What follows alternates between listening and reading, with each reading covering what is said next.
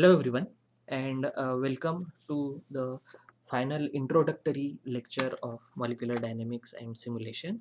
And let us begin with the second part of my talk, wherein we are going to learn some more basic concepts that are used in molecular dynamics and simulations. Okay, so say for example, over here let me show you or let me explain you the concept of time step that is popularly used in molecular dynamics and simulation. Okay, so now in MD simulation, what we do is that we have a conformation of our protein.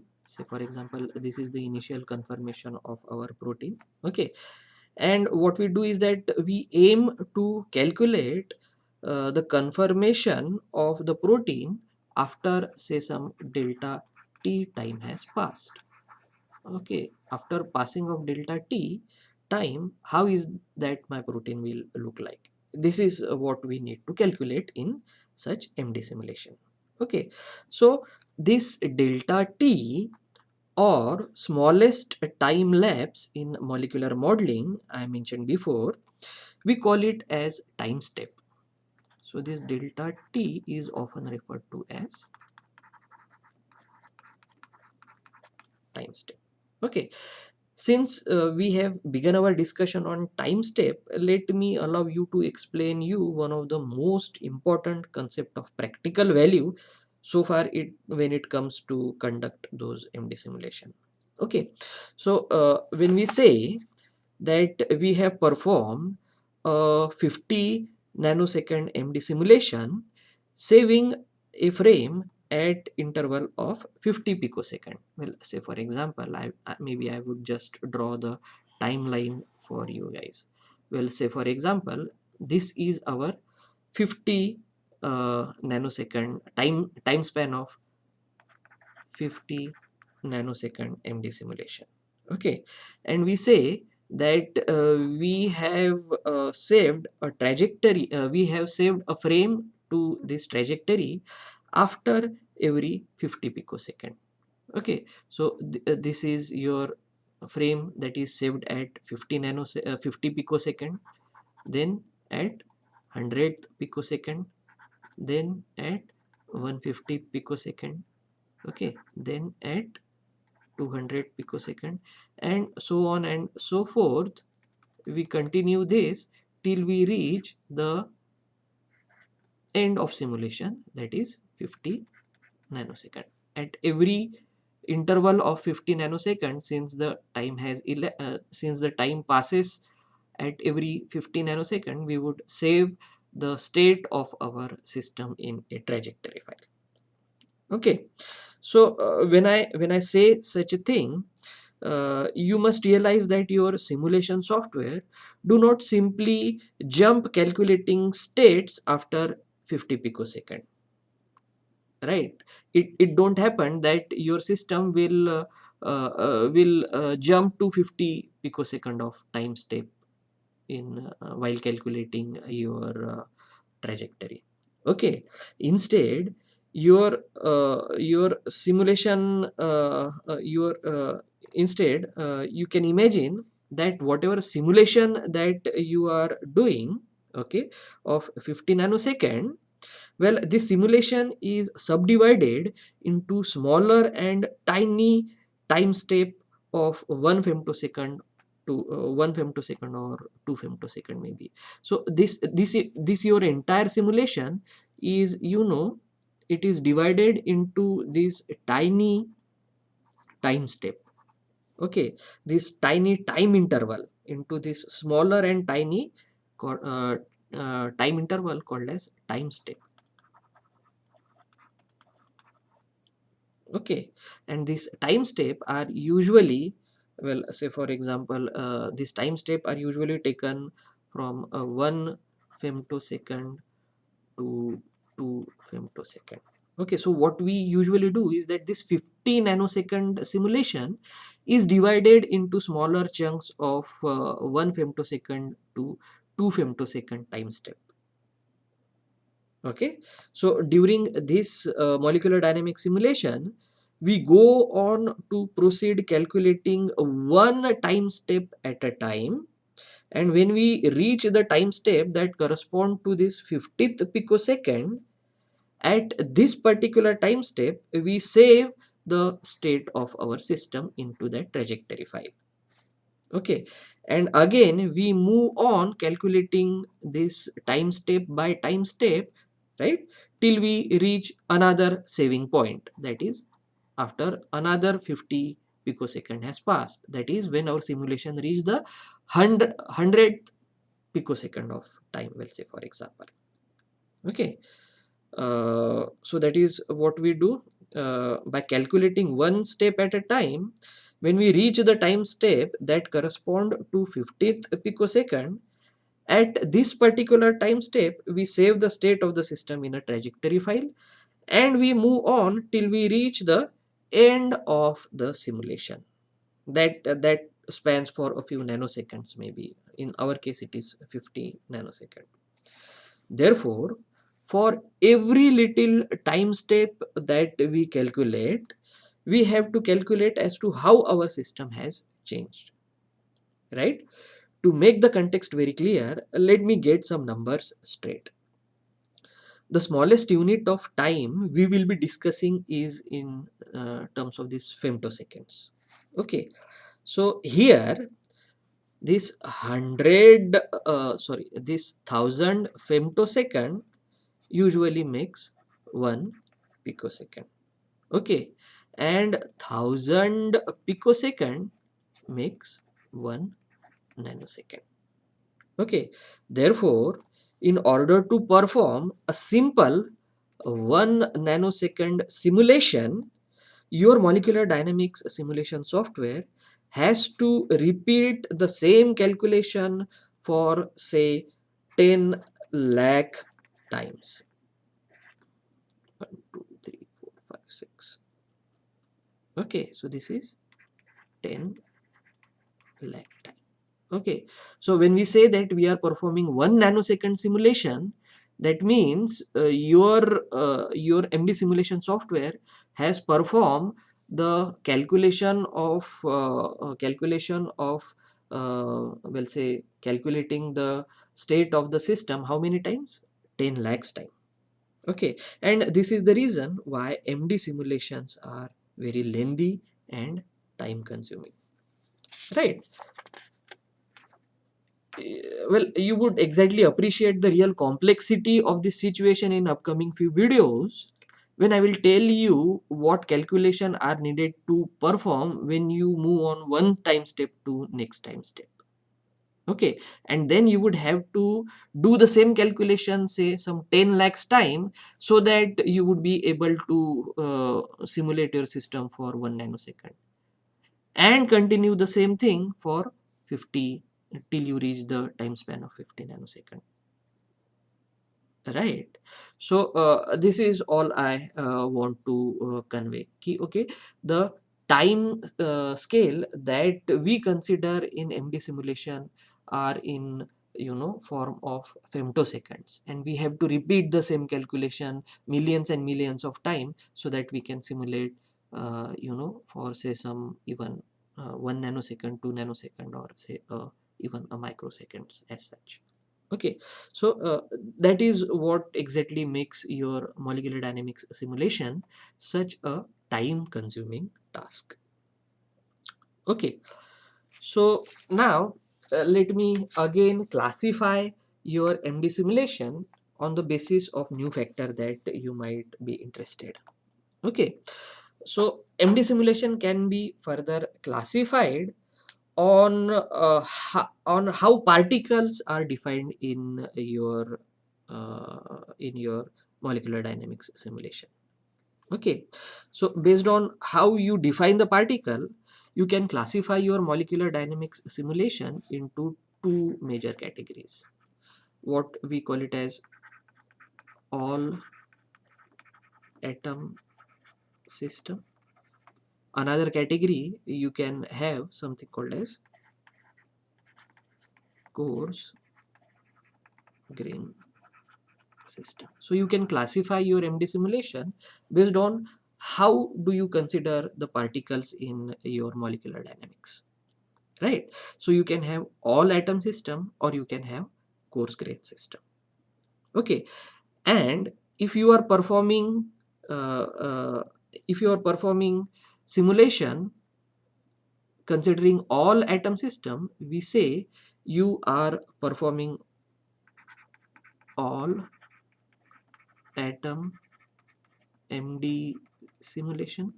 And if you are using this coarse graining in your while you define your particles in your MD simulation, then we say that you are performing this coarse grain MD simulation. Okay, so MD trajectory that I have shown you till now, well, that belong to all atom MD simulation, right? So in this type, in all atom MD simulation, what we do is that we explicitly consider contribution of each and every atom of the system in calculating the trajectory. Right, now let us see what exactly is this coarse grain MD simulation all about. Okay, what exactly is this coarse grain MD simulation all about? Okay, so when we perform this all atom MD simulations, we have to compute heavy atomistic calculation. Okay,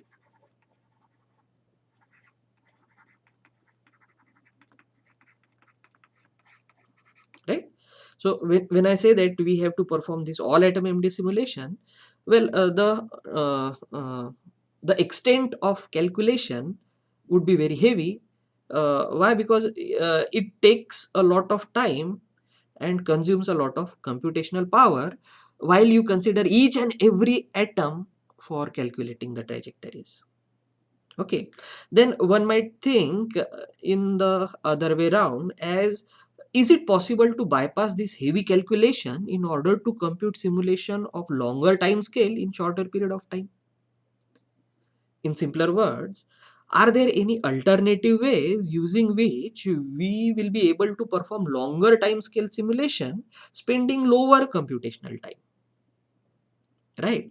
Well, the answer is to use the concept of coarse graining. So if you use the concept of coarse graining, you would be able to perform longer time scale simulation by spending lower computational time. So in this coarse graining, what we do here is we combine a bunch of atoms together and represent them in a unified fashion. Well, say for example, uh, when you use this all atom when you use this all atom model for MD simulation, what you do is that you consider the contribution of each and every atom in your system for calculating the trajectories. Okay, but when we perform coarse graining, what we do is that we can bunch some set of atoms together, something like this. What we can do is that we can combine a bunch of atom together and represent them in a unified fashion. If we combine these two atoms in a single particle, or we'll say for example, if there are these three atoms and we combine them in a single particle, we say that we have performed coarse graining. Okay, so what do we do in coarse graining? We kind of combine some set of atom together and consider them as a single particle instead of considering them a set of particles. Okay, we in such case we say that we have performed coarse graining, right? So this is exactly what would appear when you do this coarse graining.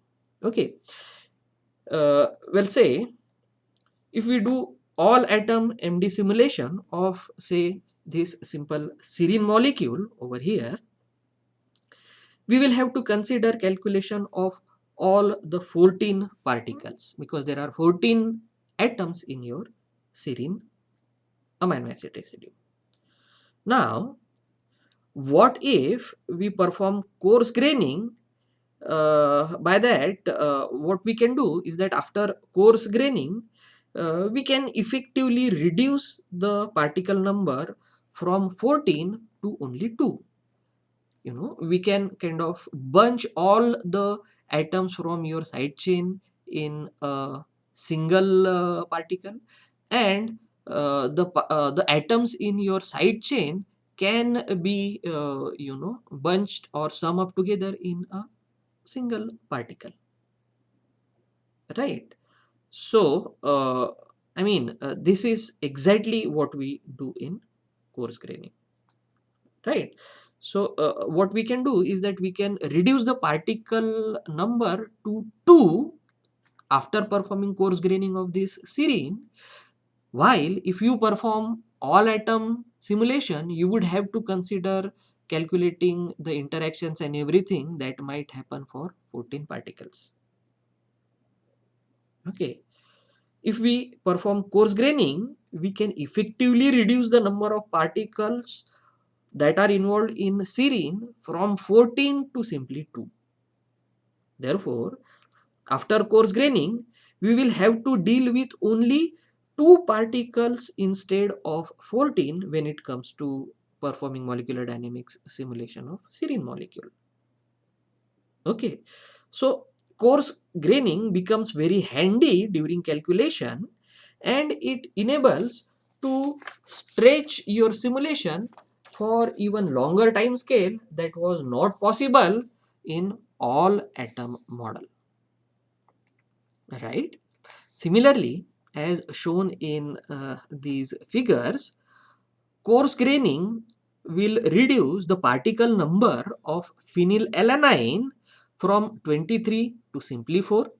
Okay, if you consider this phenylalanine molecule, if you perform all atom simulation, you would have to consider 23 particles while calculating the trajectory. But if you perform coarse graining of this phenylalanine, you would have to only limit your calculation to, say, only 4 particles, right? In case of tryptophan, the particle number will reduce from 27 to simply 5, right? In case of tryptophan, as you can see, the system is quite complex.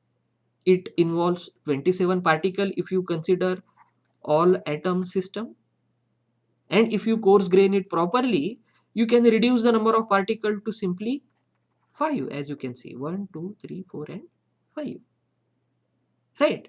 In case of Rg9, the initial number of all atom system, it is supposed to consider 26 particle, but after coarse graining you might end up with only, say, 3 particle, right? So in this way, reducing the number of particle in your system, you can perform faster calculation and stretch your simulation to even microsecond or millisecond range. Well, now there are some inherent drawbacks that are associated with this methodology. While coarse graining, you might lose the resolution of interaction that happens in the protein. Say, for example, in case of this Rg9, the entire guanidino group, it has been, it has been reduced to a single particle, as you can see in red color, right? So it becomes impossible to establish hydrogen bonding between Rg9 with, say, some another amino acid residue or with, say, some another ligand. Okay, you cannot distinguish which part of my particle, okay, which part of my coarse grain particle of Rg9 might act as hydrogen bond donor and which part will accept the hydrogen bond, right? Thus, coarse graining increases this coarse graining increases at the time scale of simulation but at the cost of atomistic resolution, right? So this is what are the drawbacks of coarse graining and advantages of coarse graining in your MD simulation. Okay, now, well, say for example, it is not necessary that you have to coarse grain your atom in a particular fashion. Okay, so this coarse graining can be done at different levels. So what you can do is that you can consider the all atom notation for your backbone of your protein, and you can coarse grain only the side chain atoms of your protein. Okay, these side chain atoms are coarse grain over here. Okay, this is what you can do. You can consider the atomistic, you can retain the atomistic behavior of your protein in case of backbone, and you can consider only the side chain atoms to be coarse grain. Okay, so only atoms of side chain can be coarse grain. Well, such a type of representation is termed as centroid representation, and this is exactly what David Baker and Kim Simon did when they proposed this Rosetta ab initio protein structure prediction method. Okay, they retain the atomistic resolution at the backbone level while they considered coarse graining at the side chains. Okay, now the next possibility or next level at which you can perform coarse graining is that you can split up your backbone as well as your side chain into coarse graining. Okay, so this is what it has happened. All backbone as well as side chain atoms are coarse grain. Okay, so such type of methodology is implemented in this Martini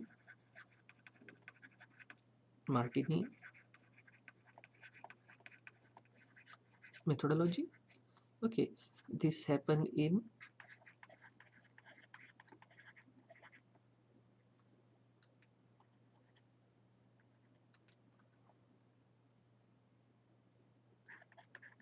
Rosetta. Well, you can use this Martini in Gromax. Okay, if you want to perform coarse graining and use this Martini force field, such a type of coarse graining is usually done. Your all atom, the atoms that are present in your backbone as well as the atoms that are present in your side chains are considered in coarse graining. Or another level of abstraction would be you would consider entire amino acid to be coarse grain into a single particle. Okay, this is what we have done, right? This is your backbone and this is your side chain in case of Martini methodology that can be implemented in Gromax software, right? Over here you have got amino acid 1, amino acid 2, amino acid 3. Every amino acid residue doesn't really matter if now it can be distinguished into backbone and side chain. It would be considered as a single particle in your simulation. Okay, so over here all uh, amino acids are considered as single entity. Okay, and this type of coarse graining is applied in a software called as SURPASS. Well, now let me show you how the trajectory that has been generated using this particular level of coarse graining might look like. Okay, so this is how the coarse graining after performing this SURPASS might look like. In this trajectory, you would consider all amino acid residue as a single particle. Right, so let us see this new coarse grain protein model. over here, now you can see that each and every amino acid residue are considered as a single particle, right? So let us visualize this trajectory. Now you can see that this particular trajectory might be involved in protein structure prediction purpose. Okay, now every time a native conformation is predicted, it will show you the state of your system. So this can also be one of the Monte Carlo simulation, right? So you can mix and match things as well, right? Coarse graining can also be used in Monte Carlo simulations, right? Maybe I will forward this trajectory, and you can see that whenever it acquires a native like state, it would stop and show you, okay, this is the native like state when we consider single amino acid residue in your protein, right? So you can refer this paper, right, that was published in 2018 in journal Theory of Computation, to get more details of as to how surpass coarse graining can be used. Okay, so you can see every time the protein has acquired a native like state, you can see how it might look like. Okay, the green colored component of your trajectory, as you can see, it is present at the back, it is your helix, and this dark blue colored are beta sheet, and these are supposed to be coils, right? So you can say that this simulation can be performed at very longer scale to see if the protein acquires the native state or not, right? So it can go on and off, well, say for example, it can jump from native to non-native state, since it is a Monte Carlo simulation, right? So well, this is how your trajectory might look like when you perform this coarse graining in your simulation. Okay, uh, let us finish this trajectory, right? Now if you kind of perform these calculation for long enough time, you can easily kind of predict some native state of your protein, right? This is the main power of this coarse graining. Okay, so far the structure prediction is concerned.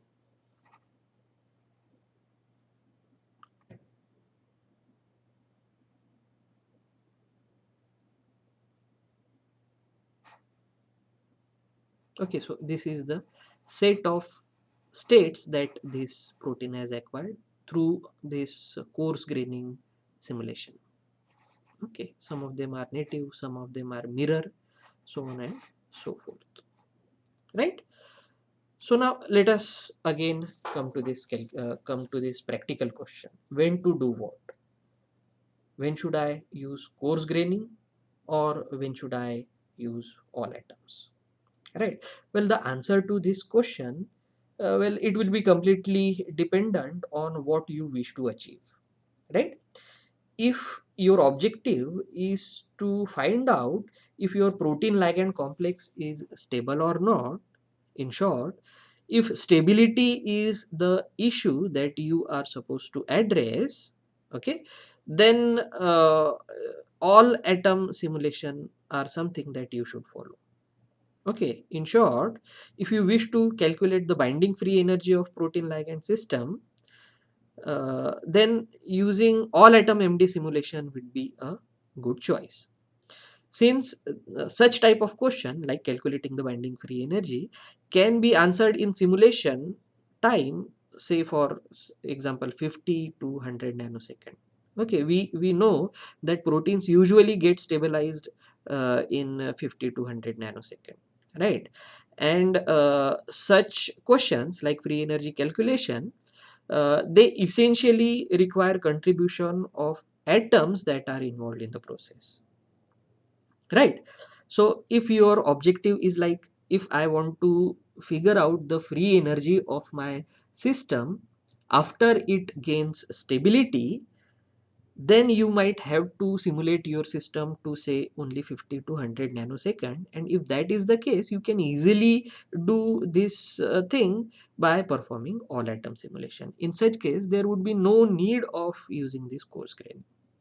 Okay, so however, if your objective is to model some large scale biological processes like vesicle fusion or vesicle budding, well, say for example, if you have, a protein and all you want to do is to calculate binding free energy after your system is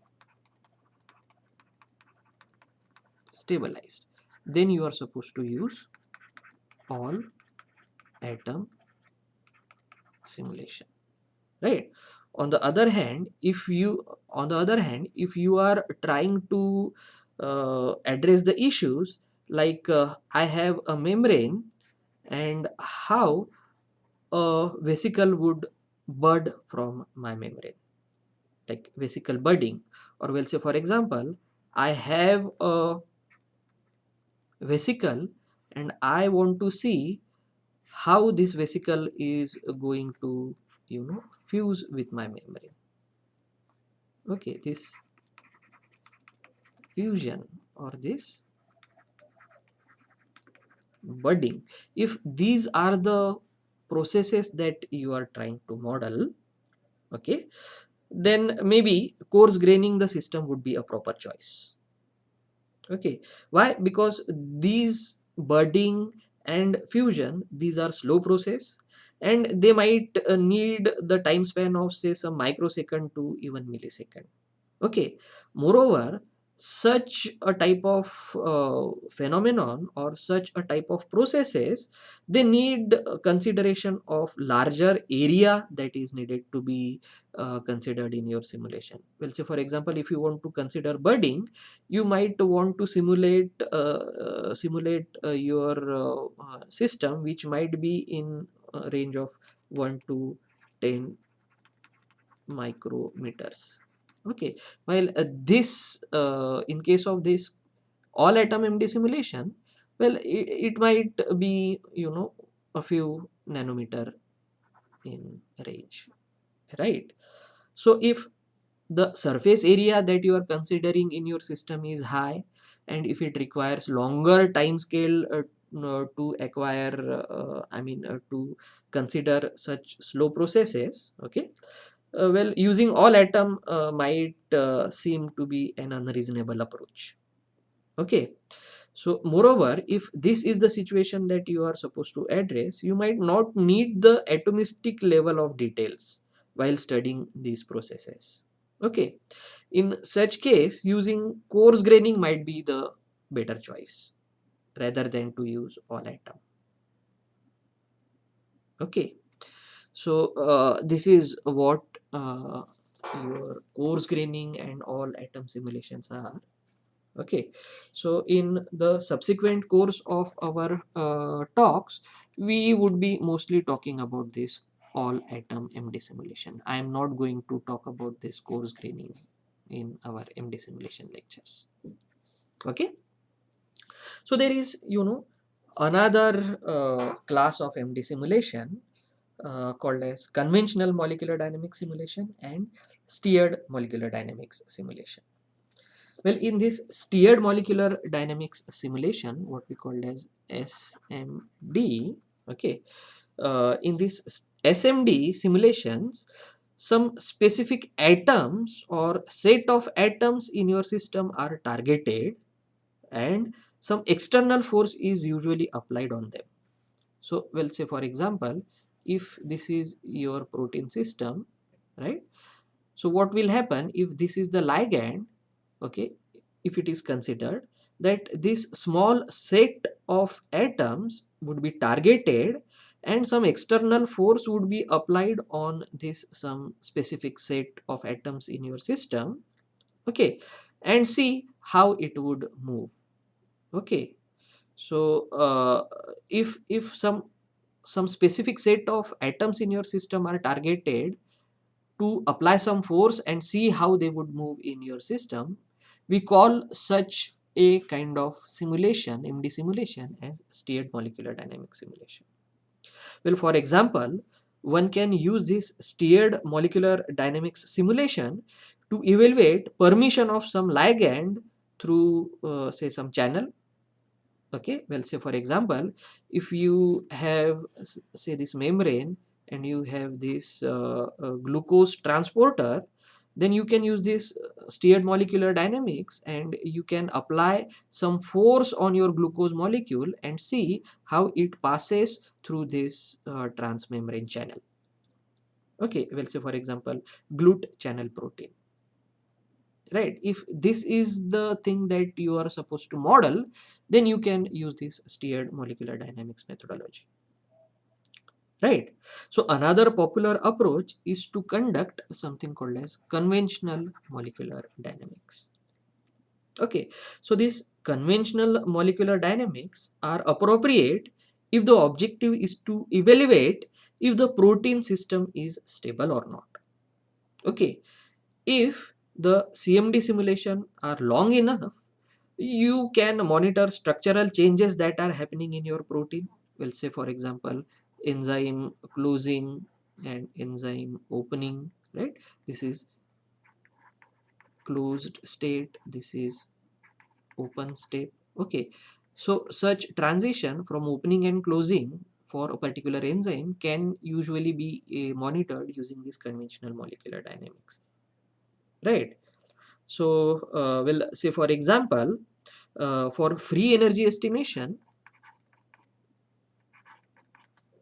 okay, you need to make sure that your protein ligand systems are stable.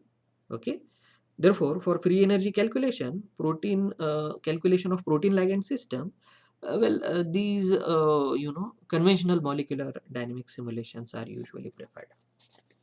Okay, so let me now show you some of the trajectories that you can observe when it comes to steered molecular dynamics and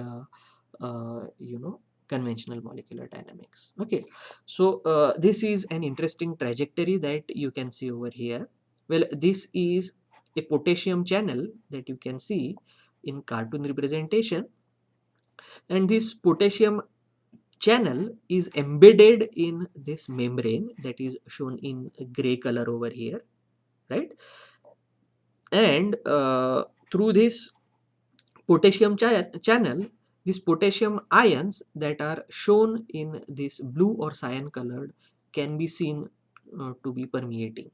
Okay, now when I play this trajectory movie, now you can focus that how these cyan color atoms passes through this channel from one side of the membrane to the another side of the membrane. Okay, just observe or just focus on some of these blue potassium ions that passes through this ion channel from one side of the membrane to another side of membrane. Okay, so I have taken this trajectory from this YouTube link, and I have tried to figure out as to where this particular trajectory was published, but I didn't find any paper that cite this trajectory. So you can use this as a reference video for steered molecular dynamics. So in this simulation, what we do is that we apply force on this potassium ion from in this particular vector, in this particular direction, so that it goes into this particular potassium channel and it passes through this potassium channel and get entry on the other side of the membrane, right? So the targeting atom or the targeting particle in this steered molecular dynamics simulation is your potassium channel. Okay, and you can see how beautifully slowly these potassium channels slowly these potassium ions are passed on to the other side of the membrane. Okay, now you see it has passed on the other side, right? So another example of steered molecular dynamic simulation, you can consider this drug reaching its target, right? You can see that over here you have this drug that is present outside of the enzyme. Then there are changes in this particular loop which takes your ligand into your protein and pushes it towards the active site where it can perform its inhibition.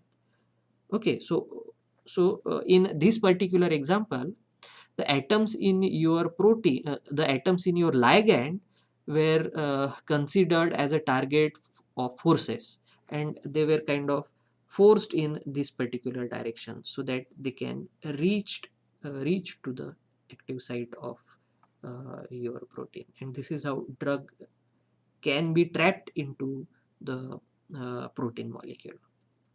Okay, so this particular phenomenon of trapping your inhibitor in your protein molecule, that was published in this Nature Communication paper uh, in back in 2015. You can read this paper for more details on as to how this steered molecular dynamics simulation were performed.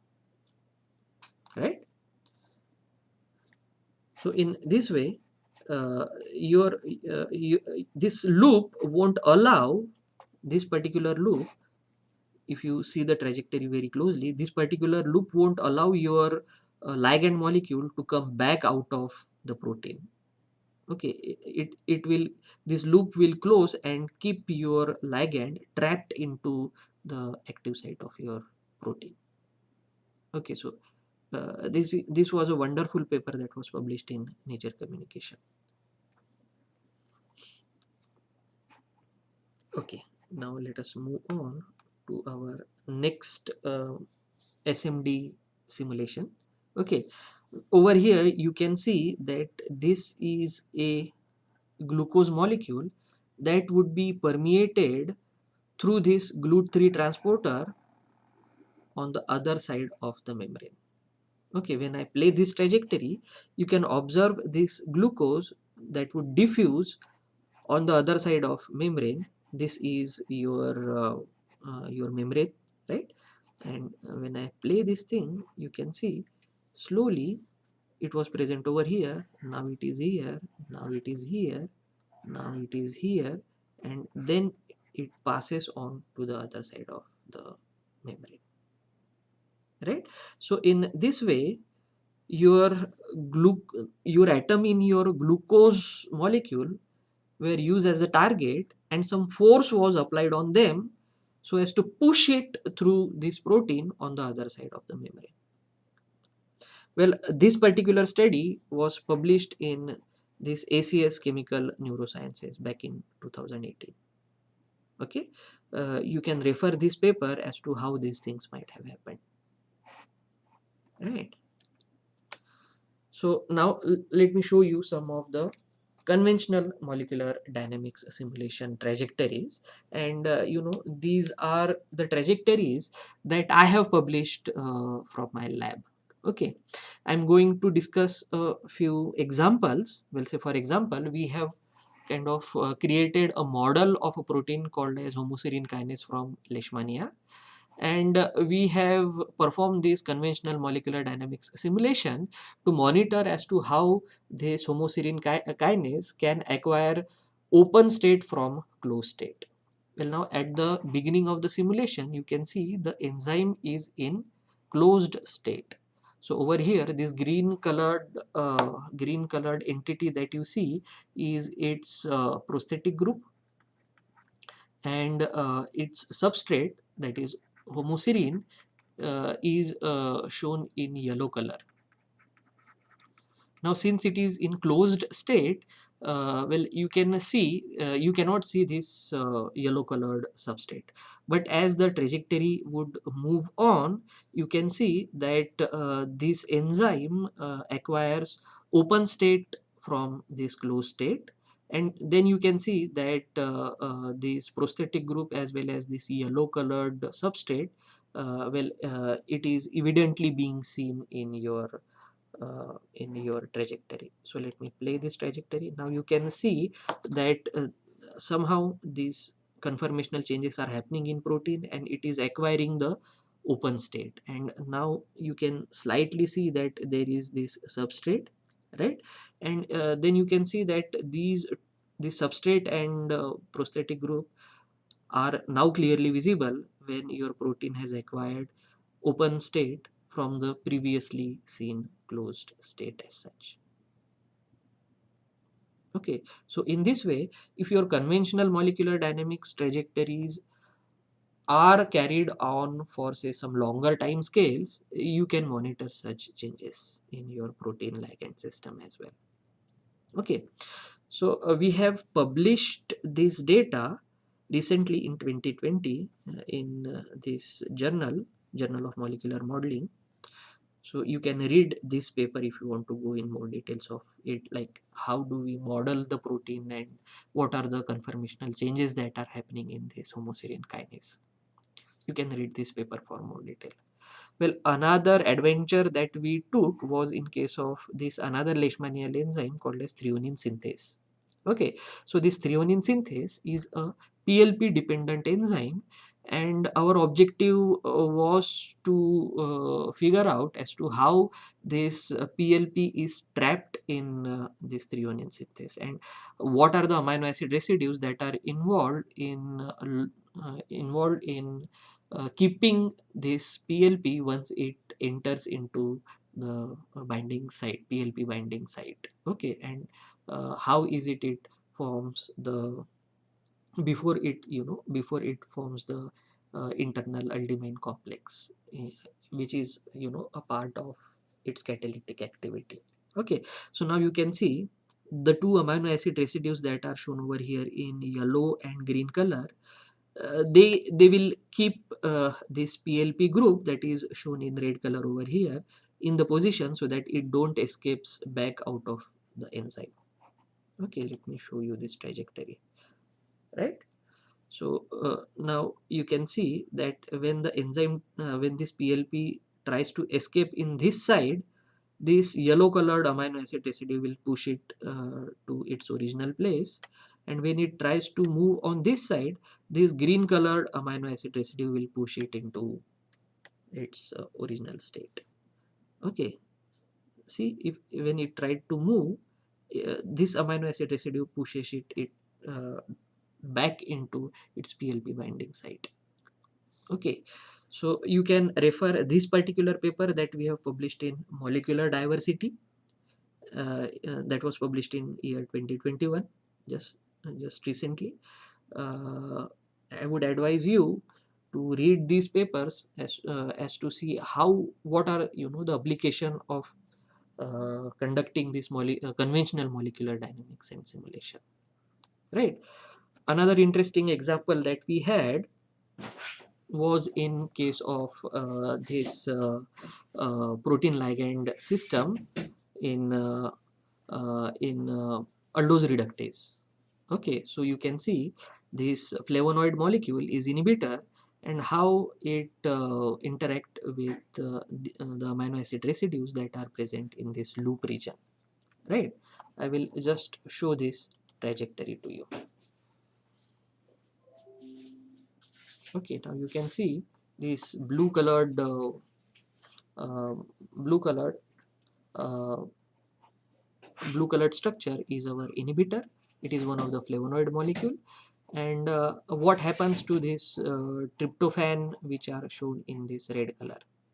Okay, so you can read this paper that was published in 2019 that would shed light on the tryptophan fluorescence that is induced by inhibitor binding to this enzyme called as aldose reductase, right? So well, these are the three applications of conventional molecular dynamics and simulations. Okay, so here is the bottom line of this talk. Okay, what we have learned are the following aspect. Okay, so we begin our discussion with understanding as to what is the role of motion in protein physiology, right? What are the techniques to monitor these motions, experimental techniques. Okay, then we moved on our discussion to the concept of molecular simulations, and we have discussed topics like how do we describe this particle based description of your system. We also discussed as to what should be the extent of details that you should include in your model and what is needed to be discarded. Okay, then I have introduced you as to what exactly is the simulation, what are trajectories, what are frames, right? I have also briefed you on how do you sample the trajectories. Okay, what exactly is sampling and how do you sample the trajectory. Okay, now you also know what are the time step and what are the time scales that are generally used in MD simulation. Okay, next we have discussed what are the type of molecular simulations. Okay, we have discussed issues like what are MD molecular dynamic simulation, what are Monte Carlo simulation, and what is the exact difference between these two type of simulations. Okay, we have also discussed some practical aspect as to when to use this molecular dynamic simulation and when to go for Monte Carlo simulation. Okay, we have again classified our molecular dynamic simulation into all atom MD simulation and coarse grain MD simulation.